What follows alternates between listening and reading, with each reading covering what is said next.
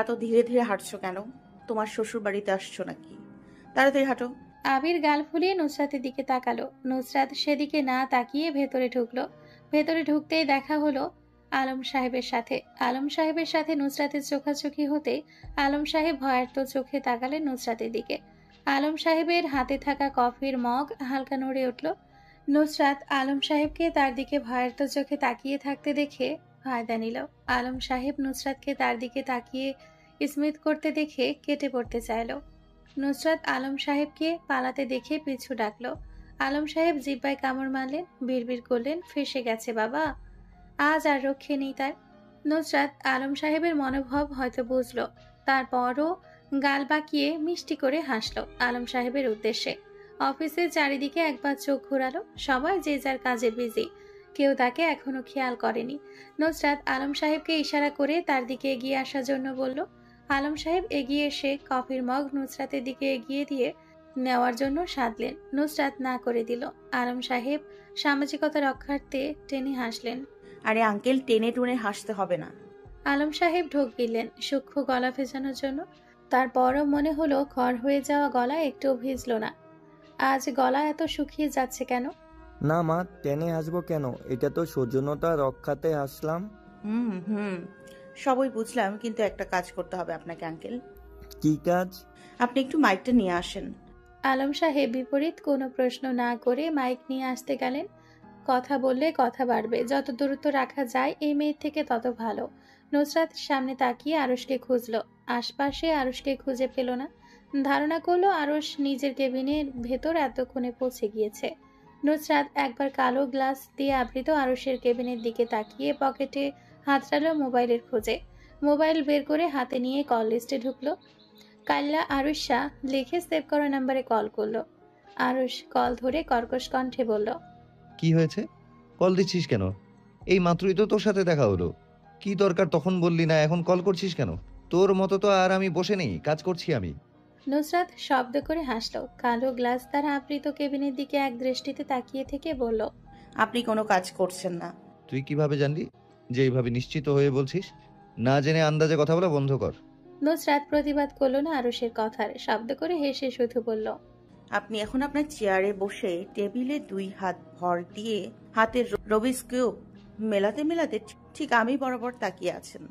আরুষ থতমত খেলো। তার মাথায় আসলো এ জানলো কিভাবে। নুসরাতকে মিথ্যাবাদী প্রমাণ করতে বলল, গাধার মতো কথা বলবি না। আমার হাতে রুবিক্স কিউব থাকলে আমি তোর সাথে কথা বলছি কিভাবে? আন্দাজে ঢিল ছুড়া বন্ধ কর। নুসরাত হাসলো। আবির হালকা ঝুঁকে নুসরাতের কানে ফিসফিস করে কিছু বলল। নুসরাত বলল, একটু চুপ করে থাকো। আবির ঠোঁটে আঙ্গুল রেখে চুপ থাকার মতো দেখালো। নুসরাত মুচকি হেসে আরশের কথার প্রতি উত্তর করলো, মুখে হাত দিয়ে অবাক হওয়ার ভান করে, ও বাবা, আপনি তো দেখছি সব বুঝে গেছেন। কিভাবে বুঝলেন আমি আন্দাজে ঢিল ছুড়ছি? বাহ, আপনার কি ট্যালেন্ট। আরশ আটকে রাখা শ্বাস ছাড়লো এবার। তাহলে আন্দাজে ঢিল ছুড়েছে। নুসরাত আরশের আবার শ্বাস আটকে দিয়ে ভ্রু নাচিয়ে নাচিয়ে বলল, আমি যখনই বলেছি আন্দাজে ঢিল ছুড়েছি, আপনি তখন আপনার আটকে রাখা শ্বাস নির্বিঘ্নে ছেড়ে দিয়েছেন, তাই না? আরশ ফোন হাতে হাঁ হয়ে গেল। নুসরাত আরশের কেবিনের বরাবর তীক্ষ্ণ চোখে তাকিয়ে থেকে বলল, মজা করছিলাম, এটাও আন্দাজে ঢিল মেরেছি। আলম সাহেব এর মধ্যে মাইক নিয়ে আসলেন। নুসরাত কল কেটে দিয়ে মোবাইল পকেটে পড়ল। নুসরাতের পাশে ভদ্র ছেলে সেজে হাত সামনের দিকে আড়াআড়ি বুকে বেঁধে চুপচাপ আবির দাঁড়িয়ে রইল। নুসরাত মাইক হাতে নিয়ে মিথ্যা কাশলো। সবার দৃষ্টি নুসরাতের দিকে ফিরে গেল। নুসরাতকে মাইক হাতে নিয়ে দাঁড়িয়ে থাকতে দেখে এমপ্লয়ি থতমত খেয়ে দাঁড়াতে গেল। নুসরাত হাত দিয়ে ইশারা করলো না দাঁড়ানোর জন্য। সবাই দাঁড়াতে গিয়েও বসে গেল। আসসালামু আলাইকুম, সবাই কেমন আছেন? 1 মিনিট। আমি জানি আপনারা সবাই ভালো আছেন। ভালো আছেন বলেই এখানে এসেছেন। কষ্ট করে বলতে হবে না আমি কি ট্যালেন্টেড। আচ্ছা যাই হোক, এখন নিজের প্রশংসা আমি আর কি করব। আমি এত এত ট্যালেন্টফুল ব্যক্তি, নিজের প্রশংসা করতে গিয়ে অনেক সময় আটকে যাই। কিভাবে একজন ব্যক্তি এত ট্যালেন্টফুল হতে পারে? তো আমার ট্যালেন্টের কথা বলতে গেলে অনেক সময় চলে যাবে, হয়তো বা আজকের পুরো দিন চলে যেতে পারে। তাই আর আজকে বললাম না। তো যা বলতে চাইছিলাম আর কি। নুসরাত আশেপাশে একবার তাকিয়ে নিল। কালো গ্লাস দিয়ে আরশের কেবিন আবৃত হওয়ায় ভেতরের অবস্থা বাহির থেকে দেখা গেল না, কিন্তু ভেতর থেকে আরশ বাহির পুরো ঝকঝকে পরিষ্কার দেখতে পেল। নুসরাতকে গরমিল পাকাতে দেখে উঠে দাঁড়ালো বসা থেকে। কেবিনের বাহিরে কি কথা হচ্ছে তা ভেতর থেকে শোনা যায় না, আবার কেবিনের ভেতরে কথা বাহিরে শোনা যায় না। দু জায়গায় সাউন্ড প্রুফ হওয়ায় নুসরাত 3 আঙ্গুল তুলে আরশের কেবিনের স্লাইডিং দরজার দিকে তাকালো। মাইকের থেকে মুখ কিছুটা দূরে রেখে আঙ্গুল দরজার দিকে তাক করে রেখে গণনা করলো 3 2 1। 1 বলতেই শব্দ তুলে আরশ স্লাইডিং দরজা খুলে বের হয়ে আসলো। নুসরাত হে হে করে হাসলো আর সেদিকে মাইক তাক করে বলল, আপনি কিছু বলতে চান? নো। তা যা বলছিলাম, আমি তো আপনাদের ম্যাম। নুসরাত হাত তুলে গলার সাউন্ড ডাউন করার জন্য নিচের দিকে দেখালো। সবাই চুপ হয়ে গেল। নুসরাত গলার আওয়াজ বাড়িয়ে বলল, আপনাদের স্যার মুখ দেখুন। সবাই পিছু ফিরতে নিলে নুসরাত বলল, আরে দাঁড়ান, কথা শেষ করতে দিন, তারপর তাকান স্যারের দিকে। সবাই নুসরাতের দিকে ফিরে তাকালো। নুসরাত হেসে বলল, তো যা বলছিলাম, আপনাদের স্যার যতটুকু সম্মান পান তা তো আমারও প্রাপ্য। তখন বলবেন আপনার কেন? আপনি তো ম্যাম নিউ এসেছেন, আর স্যার তো অনেক আগ থেকে এসেছে, প্রায় 7 মাস, তাই না? তো স্যার আগে আসলে স্যার আর আমি বর্তমানে তো আপনাদের বস দুজনেই, কিন্তু এখানে আপনাদের স্যারকে যতটুকু আপনারা মূল্যায়ন করেন ততটুকু তো আমাকে মূল্যায়ন করেন না। কিভাবে? নুসরাত আঙ্গুল তুলে চুটকি মেরে আলম সাহেবকে থামস আপ দেখালো। Good question mister uncle. আপনাদের স্যার অ্যাসিস্ট্যান্টের ব্যবস্থা করলেন, আমার কোনো অ্যাসিস্ট্যান্টের ব্যবস্থা করলেন না, এটা কি মানা যায়? এখানেই তো আপনারা বৈষম্য করে ফেললেন।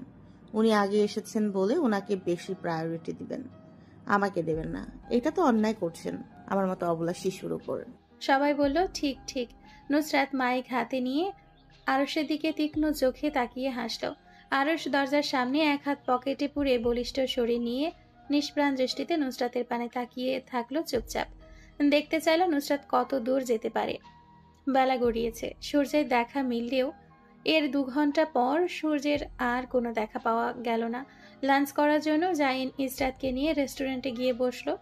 কাউন্টারে গিয়ে খাবার অর্ডার দিয়ে এসে বসতেই ক্যামেলিয়া ঝড়ের গতিতে এসে জাইনের পাশ ঘেঁষে বসে পড়ল। ক্যামেলিয়া পেছন ফিরে তাকিয়ে লিওয়ের উদ্দেশ্যে বলল আসতে। লিও বিরক্ত হয়ে ক্যামেলিয়ার দিকে তাকালো। তার সাথে লাঞ্চ করতে এসে এখানে বসে পড়েছে কেন? উফ, এই মেয়ে নিয়ে আর পারা যায় না। লিও এগিয়ে এসে টেবিলের পাশে দাঁড়াতেই ক্যামেলিয়া বলল ইসরাতের পাশে বসার জন্য। লিও রাগী চোখে তাকিয়ে বলল, Why should I sit next to Israel? Why are you sitting next to this guy? I'm your husband, Camelia. Camellia নিজের জায়গা থেকে নড়ল না। লিও রাগ করে গিয়ে ইসরাতের পাশে বসলো নির্দিষ্ট দূরত্ব বজায় রেখে। খাবার আসতেই ক্যামেলিয়া খাবার নিচের দিকে টেনে নিল। সবাইকে সবার প্লেটে নির্দিষ্ট পরিমাণ খাবার দিয়ে খেতে লাগলো। ইসরাত ফ্রেঞ্চ ফ্রাইয়ের সাথে মেয়োনিজ লাগিয়ে খাচ্ছিল। মেয়োনিজ খাওয়ার সময় হালকা মেয়োনিজ ঠোঁটের পাশে লেগে গেল। জাইন খেয়াল করে পকেট থেকে রুমাল বের করে ইসরাতের দিকে হাত বাড়িয়ে আলগোছে ঠোঁটের পাশে লেগে থাকা মেয়োনিজ মুছে দিল।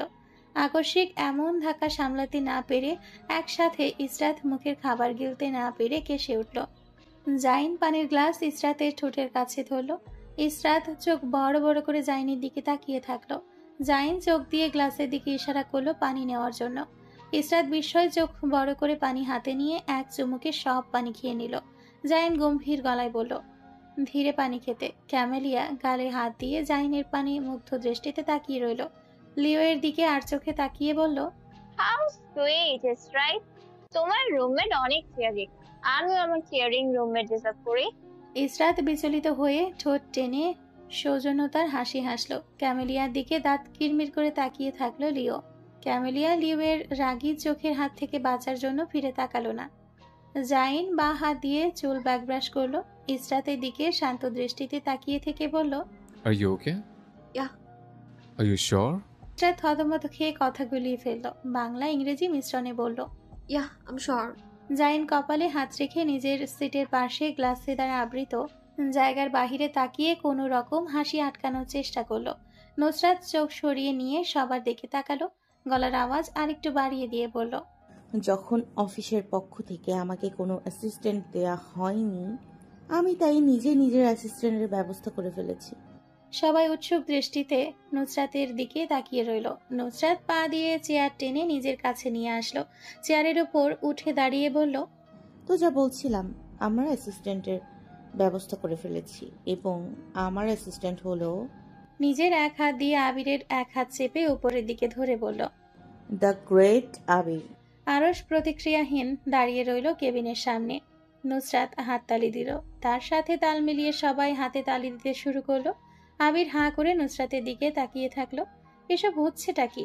ও নুসরাতের অ্যাসিস্ট্যান্ট আর ও নিজেই জানে না? এসব কখন হলো? নুসরাতকে কিছু বলতে যাবে নুসরাত ঠোঁটে আঙ্গুল রেখে আবিরকে চুপ থাকার জন্য বলল। আবির চুপ করে গেল। নুসরাত চেয়ারের ওপর থেকে নেমে গিয়ে পায়ের ওপর পা তুলে বসলো চেয়ারের ওপর।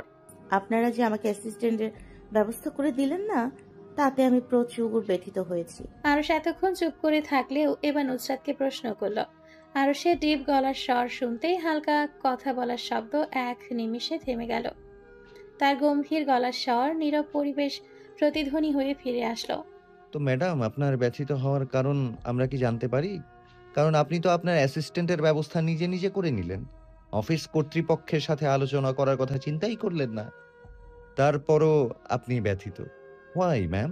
আমাদের একটু জানান, আমরা জানতে চাইছি। সবাই আরশের কথায় মাথা নাড়ল। নুসরাত একটু ভাবসাব নিয়ে সামনের দিকে চলে আসা বেবি হেয়ারগুলো পেছনে সরিয়ে নিল। আরশের দিকে তাকিয়ে মাথা কাত করে বলল, আসলে আমি এমনিতেই বললাম, কিন্তু আপনারা যখন এত ফোর্স করছেন তাহলে এখন তো আর বলবোই না। আসলে মানুষ যখন আমার কাছ থেকে কিছু জানার জন্য অনেক বেশি ফোর্স করে, তখন আর আমার সে কথা বলতে ইচ্ছে করে না, মুড চলে যায়। অন্য একদিন বলবো, আজ আর বলবো না, যে যার কাজে যান। সবাই যেতে নিলে নুসরাত পিছু ডাকলো। আরশ নুসরাতের কথা শুনে নিজের জায়গা থেকে এক চুলও নড়ল না। দুই পকেটে দু হাত গুজে আরাম করে দাঁড়ালো দেওয়ালে ভর করে। আরশকে দেখে মনে হচ্ছে তার কেবিনের ভেতর যাওয়ার তাড়া নেই। তার তো একে রগে রগে চেনা। ন্যানো সেকেন্ডের ভেতর এর মতামত নিজের কথা পরিবর্তন হয়ে যায়। নুসরাতের সবাইকে পিছু ডাকে ঠোঁট বাঁকিয়ে হাসলো আরশ। সে জানতো ডাক দিবে, কারণ নিজের কৃত্তিকলাপের কথা তো বুক ফুলিয়ে বলতে হবে। তো যা বলছিলাম, আমি তো অ্যাসিস্ট্যান্টের ব্যবস্থা তো করেছি, কিন্তু আমি আরেকটা সারপ্রাইজ আপনাদের জন্য রেখেছি। আলম সাহেবের দিকে তাকিয়ে নুসরাত মাথা নাড়ল। আলম সাহেব বললেন, কি? আরে আপনি বুঝলেন না? জি মা। মিস্টার আঙ্কেল, প্রশ্ন করুন, কি সারপ্রাইজ? কি সারপ্রাইজ? নুসরাত আবার হাসলো। আজ নুসরাতের মুখ থেকে মনে হচ্ছে হাসি সরছেই না। আপনারা যখন অ্যাসিস্ট্যান্টের ব্যবস্থা করে দেননি, তাই আমি আমার জন্য দুজন অ্যাসিস্ট্যান্টের ব্যবস্থা করেছি। আরশ মাথায় হাত দিল। এই পাগল কি করেছে? সবাই হাততালি দিল নুসরাতের কথা শুনে। জিজ্ঞেস করুন কাকে আমার দ্বিতীয় অ্যাসিস্ট্যান্ট বানিয়েছি। সবাই সমস্বরে বলল, কাকে? নুসরাত শয়তানি হাসলো। কিছুক্ষণ অপেক্ষা করে নুসরাত ধীরে সুস্থে বলল, মিসেস রুবা। কেমন লাগলো আমার সারপ্রাইজ? নুসরাত মাইক লাউড স্পিকারে দিয়ে চিৎকার করে বলল। সবাই নুসরাতের কথায় হাতে তালি দিল। নুসরাতও দিল। সবার সাথে ধীরে ধীরে হাতে তালি আরশের দিকে তাকিয়ে থাকে। ঠোঁটে মুচকি হাসি তার। আরশের দিকে তাকিয়ে ধীরে ধীরে ঠোঁট নাড়িয়ে বলল, কেমন লাগলো সারপ্রাইজ মিস্টার সৈয়দ আরশ হেলাল? রেস্টুরেন্টে চারিদিকে খাবার ছড়িয়ে ছিটিয়ে পড়ে আছে। খাবারের পাশে টেবিলও উল্টে পড়ে আছে। কিছু কিছু জায়গায় কাঁচও পড়ে আছে। ইসরাত রাগী চোখে মেঝের দিকে তাকিয়ে রাগ সামলানোর জন্য চোখ বুজে শ্বাস নিতে যাবে, তখনই নিজের সামনে কারো উপস্থিতি বুঝতে পারল। চোখ খুলে তাকানোর আগেই গালে পড়া থাপ্পড়ের জন্য নিজের জায়গা থেকে দুপা সরে গেল সে। থাপ্পড়ের দাপটে গালে হাত দিয়ে ঝুঁকে যেতে মেয়েটা আবার থাপ্পড় মারল ইসরাতের গালে। এবার ইসরাত টাই হয়ে দাঁড়িয়ে রইল নিজের জায়গায়, গালে হাত রেখে ঠোঁট বাঁকিয়ে হাসল। মেয়েটা আবার ইসরাতকে থাপ্পড় মারতে যাবে। ইসরাত মেয়েটার হাত মুচড়ে ধরল। মেয়েটাকে কিছু বুঝে উঠতে দেওয়ার আগেই দু গালে দুটো থাপ্পড় ফিরিয়ে দিল। ইসরাতের হাতের থাপ্পড় খেয়ে মেয়েটা দু হাত দূরে গিয়ে ছিটকে পড়ল। ইসরাত ধীরে ধীরে হেঁটে মেয়েটার কাছে গিয়ে এক পায়ে ভর দিয়ে বসল। মেয়েটা উঠে বসে ইসরাতকে পাল্টা বার করার আগেই ইসরাত মেয়েটা দু হাত মেঝের সাথে চেপে ধরে মোচড় মারল। হাতে মোচড় মারতে মেয়েটা মুখ দিয়ে ব্যথাতুর শব্দ বের করে ইসরাতের উদ্দেশ্যে গালি দিল। You motherfucker girl, leave me. Israt মেয়েটার গাল চেপে ধরল, হাত মুচড়ে ধরে বলল, You bloody fucking girl. Who are you? Look, who is defining my mother character? What are you? নিজের কথা ফিরিয়ে নে, নইলে আজ তোর এমন হাল করবো তুই কেন তোর বাপ মা 14 গোষ্ঠীও তোকে চিনতে পারবে না। মেয়েটা ইসরাতের থেকে মুখ ফিরিয়ে নিল। ইসরাত গাল চেপে নিজের দিকে মেয়েটার মুখ নিয়ে আসলো। মেয়েটা ইসরাতের হাত থেকে নিজের মুখ সরানোর চেষ্টায় এখনো জারি রেখেছে। ইসরাত ভ্রু একত্রিত করে আবার বলল, নিজের কথা ফিরিয়ে নে, নইলে আজ তোর কি হবে আমি নিজেও চিন্তা করতে পারছি না। জাইন ওয়াশরুম থেকে বের হয়ে ধীরে সুস্থে এদিকে আসছিল। তাদের টেবিলের আশেপাশে সবাইকে গোল হয়ে দাঁড়িয়ে থাকতে দেখে অবাক হলো। উল্টো দিকে ফিরে ইসরাতকে বসে থাকতে দেখে জাইন এগিয়ে গেল। মেঝেতে শ্বেত বর্ণের একটি মেয়েকে পড়ে থাকতে দেখে জাইনের চোখ রসগোল্লার মতো গোল গোল হয়ে বড় হয়ে গেল। ইসরাত আবার মেয়েটাকে থাপ্পড় মারতে নিলেই জাইন ইসরাতের হাত চেপে ধরল। টান মেরে বসা থেকে তুলে নিজের কাছে নিয়ে আসলো। ইসরাত রাগে জাইনের দিকে হিংস্র বাঘিনীর মতো তাকালো, যেন আজ জাইনকে ছিঁড়ে খুবলে খাবে, তার কাজে বাধা দিয়েছে বলে। হচ্ছেটা কি ইসরাত? ইসরাত রাগে কথা বলতে গিয়ে ঠোঁট একসাথে থরথর করে কেঁপে উঠল। জাইন শ্বেত বর্ণের মেয়েটাকে তুলে ধরে বলল, are you okay Mrs Emily? মেয়েটা উঠে দাঁড়িয়ে শর্ট টি শার্ট আর শর্ট প্যান্ট টেনে ঠিক করলো। ইসরাতের দিকে কিরকম চোখে তাকিয়ে থাকলো, বোঝা গেল না মেয়েটার মনোভাব। ইসরাত রাগে সাপের মতো ফুসফুস করে ফুলছে। জাইন ইসরাতকে রাগ করতে দেখে এক হাত দিয়ে ইসরাতের মাথা টেনে বুকের সাথে চেপে ধরল। ইসরাত দূরে সরার জন্য মোচড়ামুচড়ি করলো, তবুও জাইন ধরেই রাখলো। গম্ভীর গলায় সবার উদ্দেশ্যে বলল, যে যার কাজে ফিরে যান। সরি আপনাদের ডিস্টার্ব করার জন্য। সবাই নিজ নিজ কাজে ফিরে গেল। জাইন সবাইকে সময় দিল ঠিক হওয়ার জন্য। শ্বেত বর্ণের মেয়েটার দিকে তাকিয়ে জাইন জিজ্ঞেস করলো, Mrs Emily, what happened? Emily জাইনের থেকে মুখ ঘুরিয়ে নিলেন। জাইন ইসরাতকে নিজের থেকে 2 ইঞ্চি দূরে সরালো। নিজের বাঁ হাত দিয়ে ইসরাতের কাঁধ চেপে ইসরাতকে জিজ্ঞেস করলো, কি হয়েছে? ইসরাত সময় নিল কথা বলতে, কিন্তু বলতে গিয়ে থেমে গেল। ক্যামেলিয়া আগ বাড়িয়ে সবকিছু বলা শুরু করলো। আসলে ইসরাইটের রুমমেট, আমি বলছি কি হয়েছে। সূর্য মাঝ আকাশ থেকে ধীরে ধীরে পশ্চিম আকাশের দিকে যাচ্ছে। নুসরাতের বক্তব্য এখনো শেষ হয়নি। আরশ জিজ্ঞেস করলো, আপনি তো রেখে দিয়েছেন 2 জন আপনার অ্যাসিস্ট্যান্টকে, রাইট? নুসরাত উপনিজ মাথা নাড়ালো। এবার আরশ বলল, আপনার একজন অ্যাসিস্ট্যান্টের বেতন অফিস থেকে দেয়া হবে, কিন্তু দ্বিতীয় জনের কোথায় থেকে বেতন দেবেন? গুড কোশ্চেন মিস্টার আরশ, এটাও আমি ভেবে রেখেছি। Wow, that's great. তো বলুন কিভাবে? ওই তো, আপনারা যা আমাকে বেতন দেবেন তার অর্ধেক আমি আমার অ্যাসিস্ট্যান্টকে দিয়ে দিব। ধরি আপনাকে অফিস থেকে 80,000 টাকা দিল, আপনি কি 40,000 আপনার অ্যাসিস্ট্যান্টকে দিয়ে দেবেন? আমি আমার অ্যাসিস্ট্যান্টকে ভালোবেসে 17% টাকা দিয়ে দিতে পারি আমার ইচ্ছে হলে। আবার আপনারা 40,000 টাকা দিলেও সব আমার অ্যাসিস্ট্যান্টকে দিয়ে দিব। এত টাকা দিয়ে দিবেন? হ্যাঁ, আপনি চাইলে আপনাকেও আমার অ্যাসিস্ট্যান্ট বানিয়ে আমার বেতনের থেকে বোনাস দিয়ে দিতে পারি আঙ্কেল। না মা, আমার লাগবে না। মিসেস নুসরাত, আপনার নিজেরই তো কেবিন নেই, আপনার অ্যাসিস্ট্যান্টের কেবিনের ব্যবস্থা কোথায় থেকে করবেন? মিস্টার আরশ, চিন্তা করবেন না। ওকে দেখছেন, ও আমার সাথে আপনার কেবিনে সোফার ওপর বসে থাকবে। আর মিসেস রুবাকে আপনার এত বড় কেবিন আছে না, ওনাকে কোনো কোনায় ছোট্ট একটা জায়গা দিয়ে দিলেই হবে, উনি ওখানে বসে কাজ করবেন। আমি আপনাকে আর আপনার একজন অ্যাসিস্ট্যান্টকে জায়গা দিয়ে দিলাম আপনার কথা চিন্তা করে, কিন্তু আরেকজনকে কেন দিব? না দিলে না দেবেন, আমার কোনো সমস্যা নেই। আমি আরো একটা প্ল্যান করে রেখেছি মিসেস রুবার জন্য। কি? সেটা না হয় প্ল্যানটা কার্যকর হলেই দেখবেন। তাহলে আজকের আলোচনা এখানেই শেষ হলো। সবাই যে যার কাজে যান। সবাই নিজ নিজ ডেস্কে ফিরে গেল। আরশ নিজের কেবিনে ঢুকে গেল। নুসরাতও তার পিছু পিছু আবিরকে নিয়ে আরশের কেবিনে ঢুকে গেল। ক্যামেলিয়া সবকিছু খুলে বলল। জাইন এমিলির দিকে অবাক দৃষ্টিতে তাকিয়ে জিজ্ঞেস করলো, আপনি এরকম করলেন কেন মিসেস এমিলি? এরকম আক্রমণাত্মক হয়ে উঠলেন কেন হঠাৎ করে? ইসরাতের ভুল কি ছিল? I am sorry mister Zayan, আমার মিসআন্ডারস্ট্যান্ডিং হয়ে গেছিল। কিরকম মিসআন্ডারস্ট্যান্ডিং হয়েছে আপনার?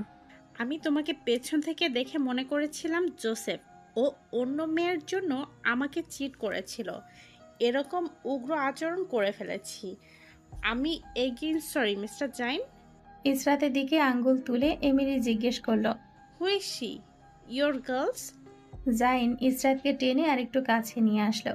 ইসরাতের পিঠ নিজের বুকের সাথে লাগিয়ে বলল, আমার wife Mrs Israt Zain. Emily হাত মুট করে ফেলল, দাঁতে দাঁত চেপে রুট হয়ে বলল, are you married Zain? Yeah ma'am. ওফ, congratulation mister Zain, and again sorry your wife আমার খারাপ আচরণের জন্য। জাইন বিল পে করলো, ক্ষতিপূরণ দিতে গেল, এমিলি দিতে দিল না। তার কথা তার জন্য এসব হয়েছে, সেই এর ক্ষতিপূরণ করবে।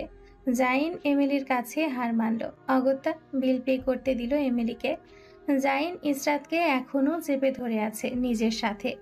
জাইন আর ইসরাত বের হয়ে যেতেই ক্যামেলিয়া আলিও বের হয়ে গেল। গ্লাস দ্বারা বিশিষ্ট রেস্টুরেন্টের বাহিরের দিকে এমিলি শান্ত চোখে তাকিয়ে রইল। জাইন যে হাত দিয়ে ইসরাতকে চেপে ধরে আছে, ওই হাতের দিকে এক দৃষ্টিতে যতক্ষণ পর্যন্ত ওদের দেখা যায় ততক্ষণ পর্যন্ত চেয়ে রইল এমিলি। ঠোঁটে ঠোঁট চেপে কিরমিরিয়ে কিছু বলল। কথা শেষ করেই গাল বাঁকিয়ে পাগলের মতো হা হা করে হাসল। কয়েকদিন পরের কথা, রাতের খাবার খেয়ে সবাই নিজ নিজ রুমে ফিরে গিয়েছে। মেহরুন্নিসা বারান্দায় বসে আকাশপানে তাকিয়ে বিড়বিড় করছেন, এইগুলোর বিয়া দিয়া তো এখন আমি ফাইসা গেছি। একটাও আমার সাথে কথা কয় না, সবগুলো আমার থাইকা মুখ ফিরাইয়া বইয়া রইছে। আমি কি এমন করছি যে আমার সাথে রাগ করছে? সবগুলোই তো শুধু ধইরা ধইরা বিয়া দিছি, এর থাইকা বেশি তো কিছু করি নাই গা। কিন্তু এরা কথা না কইলেও তো আমার কিছু আয়ও যায়ও না। বড় কথা হইল, এতদিন বিয়া হইল একটাও সুখবর আমায় দিল না। মনে হইতাছে এদের উপরে নজর রাখুন লাগবো। মেহরুন্নেসা কাজে লাইকা পড়ো, এইভাবে বইয়া থাকলে কিছুই হইব না। মেহরুন্নিসা উঠে দাঁড়ালেন, লাঠি ভর দিয়ে ঠক ঠক শব্দ করে এগিয়ে গেলেন ড্রয়িং রুমের দিকে। সিঁড়ি বেয়ে উপরে যেতে গিয়ে মেহরুন্নিসাকে বেগ পোহাতে হলো। দ্বিতীয় তলায় গিয়ে আরশের রুমে নক করলেন মেহরুন্নিসা। আরশ দরজা খুলে মেহরুন্নিসাকে দাঁড়িয়ে থাকতে দেখে ভ্রু বাঁকালো। দাদি, তুমি এত রাতে, কোনো সমস্যা হয়েছে? মেহরুন্নিসা আরশকে ঠেলে সরিয়ে দিয়ে রুমের ভেতর ঢুকলেন। বিছানায় বসে আশেপাশে তাকিয়ে নুসরাতকে খুঁজলেন। তোর বউ কই? ওয়াশরুমে। কোনো সুখবর? কিসের সুখবর? না, মনে করছিলাম ওয়াশরুমে গেছে, তাই কোনো সুখবর হইতে পারে। ওয়াশরুমে গেলেই সুখবর হয়ে যায়? মানুষ এখন ওয়াশরুমেও যেতে পারবে না তোমার জন্য? তোমার চিন্তা ভাবনা দাদি হাই লেভেলের। নুসরাত ওয়াশরুম থেকে বের হয়ে মেহরুন্নিসাকে দেখে অবাক হলো। হঠাৎ এই বুড়ি এখানে কি করছে? আবার কি তালগোল পাকাতে এসেছে এখানে? কি হয়েছে? এখানে কি? এত রাতে আমাদের রুমে কেন? নিজের রুম নেই? মানুষের প্রাইভেসি ভঙ্গ করতে চলে আসছো? তোর রুম কবে হইল এইটা? আর তুই কি আমাকে এই কথা জিজ্ঞেস করার? আইজ আমি এই রুমেই থাকবো। নুসরাত আর আরশ নাকমুখ বিকৃত করে একসাথে চেঁচিয়ে উঠল বলে। মেহরুন্নিসা দুজনের দিকে একবার তাকিয়ে বললেন, এইখানে বলার কি আছে? তুগো রুমে থাকলে কোনো প্রবলেম হইব? আমার কোনো প্রবলেম নেই, থাকতে চাইলে থাকো, কিন্তু কোথায় শোবে? তোদের দুটোর মাঝে। নুসরাত চোখ রসগোল্লার মতো করে ফেলল। কি বলে এই বুড়ি? তাদের মাঝখানে ঘুমাবে? তারপর মনে হলো তার আর আরশের মধ্যে এক হাত জায়গা খালিই পড়ে থাকে। তাহলে বুড়ি ওখানে শুয়ে পড়লে কোনো সমস্যা হবে না নুসরাতের। কিন্তু আরশ মুখ ফসকে বলে ফেলল, না। নুসরাত আর মেহরুন্নিসার প্রশ্নাত্মক দৃষ্টির সামনে আরশ ভ্যাবাচাকা খেয়ে গেল। আরশ চোখ সরিয়ে বলল, না, আমি বলতে চাইছিলাম তুমি আমাদের দুজনের মাঝখানে শুয়ে পড়বে। মেহরুন্নিসা মাথা নাড়লেন উপর নিচ। আরশ ঢুক গিলে বলল, আচ্ছা, শুয়ে পড়ো। নুসরাত আরশের দিকে চোখ উল্টে চেয়ে রইল। আরশের সাথে নুসরাতের চোখাচোখি হতেই আরশ ঝটপট চোখ সরিয়ে নিল। নুসরাত সন্দেহের দৃষ্টিতে আরশের দিকে একভাবে তাকিয়ে রইল, পলক না ফেলে। আরশ চোরের মতো মুখ লুকিয়ে গিয়ে শুয়ে পড়ল। মেহরুন্নিসাও গিয়ে শুয়ে পড়লেন মাঝখানে। নুসরাত লাইট অফ করে এসে আরেক পাশে শুয়ে পড়ল। মাথার নিচে হাত রেখে ছাদের দিকে নিষ্পলক দৃষ্টিতে তাকিয়ে রইল। নিস্তব্ধ সময়, ঝিঝি পোকা ঝিঝি ডাক শোনা যাচ্ছে চারিদিকে। কিছুক্ষণ কেটে যাওয়ার পর মেহরুন্নিসা নড়ে চড়ে আরশের দিকে ফিরে শুয়ে পড়লেন। আরশের কাপড় টেনে ধরে বললেন, তুই মাঝে চলে যা, আমার শ্বাস বন্ধ হইয়া আইতাছে এইখানে। আমি কেন যাব? নুসরাতকে বলো তোমার পাশে আসার জন্য। ও ঘুমাইয়া পড়ছে, আমি ওর গেঞ্জি ধরে টান দিছি, তারপরও ফিরে তাকাইতেছে না। আরশ মাঝে যেতে চাইল না। মেহরুন্নিসা জোর দিলেন মাঝে যাওয়ার জন্য। আরশ দীর্ঘশ্বাস ফেলে মেহরুন্নিসাকে তার পাশে আসার জন্য বলল। আরশ উঠে গিয়ে নুসরাতের পাশ ঘেঁষে শুয়ে পড়ল। মেহরুন্নিসা আরশের কানে কানে বললেন, একটু পাশ ঘেঁষা শুয়া পড়, নুসরাতের আমার জায়গা হইতেছে না রে আরশ। আরশ বিরক্ত হয়ে কিছুটা সরল। মেহরুন্নিসাকে বলল, জায়গা হইছে। না রে আরশ, আর একটু সর। আর জায়গা নেই। জায়গা আছে, নুসরাত রে তোর বুকের সাথে ধইরা বিছানায় কোন লাগ। ধরা যাবে না, চিৎকার করবে। করবা না, ঘুমাইয়া গেছো। তোর বুকের সাথে চাইপা ধর, তাইলেই তোগেও জায়গা হইবে, আমারও জায়গা হইব। আরশ কিছু বলতে গিয়েও বলল না, নুসরাতকে টেনে নিজের সাথে চেপে ধরল। চেপে ধরার সাথেই নুসরাতের মুচড়ামুচড়ি শুরু হয়ে গেল, তারপর হাঁসফাঁস করতে লাগলো। আরশ নুসরাতকে টেনে উপরের দিকে তুলে নিজের হাতের মধ্যে শোয়ালো, যাতে হাঁসফাঁস না করে। নুসরাত অন্য পাশ ঘুরে শুয়েছিল ঘুমের মধ্যে, আরশের দিকে পাশ ফিরে শুলো। আরশ এক হাত দিয়ে নুসরাতের পিঠ আর অন্য হাত দিয়ে নুসরাতের কোমর চেপে নুসরাতকে ধরে রাখলো। টেবিল ল্যাম্পের হালকা সোনালি আলোয় নুসরাতকে ভীষণ সুন্দর দেখালো আরশের কাছে। আরশ হাত দিয়ে নুসরাতের মুখের সামনে আসা চুলগুলো গুছিয়ে কানের পেছনে গুজে দিল। নুসরাত ঘুমের মধ্যে হালকা নড়ে চড়ে উঠল। আরশ এক পা নুসরাতের দু পায়ের ওপর রেখে পা দিয়ে নুসরাতকে চেপে ধরল, যাতে নড়চড় করতে না পারে। এই আর একটু চাপ তো, আমার জায়গা হইতাছে না। এত জায়গা পেয়েও তোমার জায়গা হচ্ছে না? না, বইয়ের পাশ ঘেঁষে শুয়া পড়, তাইলেই আমার জায়গা হইব। আরশ দীর্ঘশ্বাস ফেলল। মেহরুনিসাকে প্রয়োজনীয় স্পেস দেওয়ার জন্য নুসরাতের গলার এক পাশে মুখ নিয়ে আলগোছে শুয়ে পড়তেই নাকে মেয়েলি সুগন্ধি আসলো। আরশ জোরে নাক টেনে শ্বাস নিল। গলার ভাঁজে মাতালের মতো করে নিজের অজান্তেই হালকা ঠোঁট ছোয়ালো, তারপর চোখ বুঝলো ওভাবেই নুসরাতের গলার ভাঁজে। মধ্যরাত, নিয়ন বাতির ঘোলাটে আলো জানলার পর্দার ফাঁক ফোকর দিয়ে রুমে প্রবেশ করছে। নিয়ন বাতির হালকা আলোয় মেহরুনিসা বিছানা থেকে উঠে বসলেন। হাত তুলে শরীরে আড়মোড়া ভাঙলেন। মাথা ঘুরিয়ে আরশা নুসরাতের দিকে একবার তাকিয়ে ঠোঁট চেপে মুচকি হেসে লাঠি দিয়ে ঠক ঠক শব্দ তুলে রুম থেকে বের হয়ে গেলেন। সকাল 9:44। জাইন অফিসে চলে গিয়েছে, প্রায় 10 মিনিট হবে। ইসরাত আগের তুলনায় শরীর ভালো হওয়ায় রেস্টুরেন্টে যাওয়ার জন্য রেডি হচ্ছে। ইতিমধ্যে ইসরাত ক্যাবও বুক করে নিয়েছে। হঠাৎ কলিং বেল বেজে উঠল। ইসরাত গলায় স্কার্ফ প্যাঁচাতে প্যাঁচাতে একবার দরজার দিকে তাকিয়ে চোখ ফিরিয়ে নিল। আরাম করে ওভারকোট পরে চুলে পনিটেল করল। ইসরাতের ভাবসাব দেখে মনে হলো দরজা খোলার কোনো তাড়া নেই। এর মধ্যে 5 বারের বেশি কলিং বেল বেজে উঠেছে। ইসরাত গরম পানির পট আর শুকনো মরিচের গুঁড়ো ব্যাগে ঢুকিয়ে ধীরে সুস্থে রুম লক করে বের হলো। বের হওয়ার আগে চেক করে নিল পাসপোর্ট সাথে আছে নাকি। ইসরাত সব সময় সাথে এনআইডি কার্ড, পাসপোর্ট সহ আত্মরক্ষা জিনিস নিজের সাথে ক্যারি করে। কখন কোন বিপদ হয়ে যায় বলা যায় না, তাই নিজের সাথে সবকিছু রাখে। বাহির থেকে অনবরত কলিং বেল বেজে যাচ্ছে। ইসরাত একবার দরজার দিকে তাকিয়ে পায়ে শু পরে নিল। বাহিরের মানুষটার অনেক তাড়া ভেতরে আসার ইসরাতের কাছে মনে হলো। না হলে একবার না থেমে কেন অনবরত কলিং বেল দিয়েই চলেছে। কলিং বেলের উপর থেকে মনে হচ্ছে হাতই সরছে না।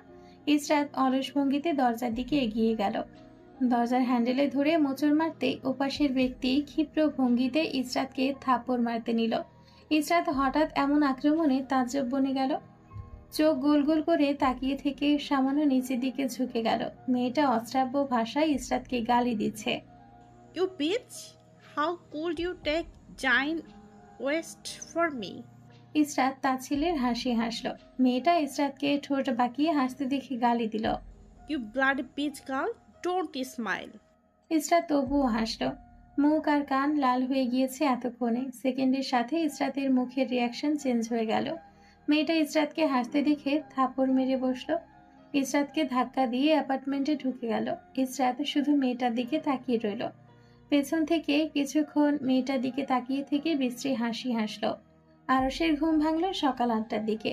মুখে গরম বাতাসে ছোঁয়ায় চোখ মেলে তাকাতেই দেখল নুসরাতের মুখের উপর তার মুখ। আরশ ভ্রু বাঁকিয়ে কিছুক্ষণ তাকিয়ে থাকলো। সে কি সারা রাত নুসরাতের মুখে মাথা দিয়ে ঘুমিয়েছিল? নুসরাত এখনো ঘুমিয়ে। আরশ হাত ঝাড়া দিল। নুসরাতের শরীরের নিচে এক হাত সারা রাত থাকার জন্য হাত ব্যথা হয়ে আছে এখন। পাশ ফিরে একবার তাকালো আরশ। মেহরুনিসার জায়গায় খালি পড়ে আছে। আরশ চোখ ঘুরিয়ে নুসরাতের মুখের দিকে আবার তাকালো। ছোপ ছোপ লাল দাগ হয়ে আছে। আরশ তর্জনী আঙ্গুল দিয়ে লাল দাগ স্পর্শ করতে গিয়ে থেমে গেল। ভয়ের তো চোখে একবার বাহিরের দিকে তাকিয়ে নুসরাতের চোখের ওপর হাত তুলে ওপর নিচ করলো। নুসরাতকে গভীর ঘুমে দেখে হাত দিয়ে হালকা হাতে স্পর্শ করলো লাল দাগ বিশিষ্ট জায়গাগুলোতে। আরশ নিজের গালে হাত দিল। খোঁচা খোঁচা দাড়ির উপস্থিতি গালের মধ্যে পেল। অনেকদিন শেভ না করার ফল। নুসরাতের গালের দিকে তাকিয়ে বুঝলো লাল দাগ হওয়ার জন্য দায়ী সে নিজেই। নিজে বললে ভুল হবে, তার খোঁচা খোঁচা দাড়ি এর জন্য দায়ী।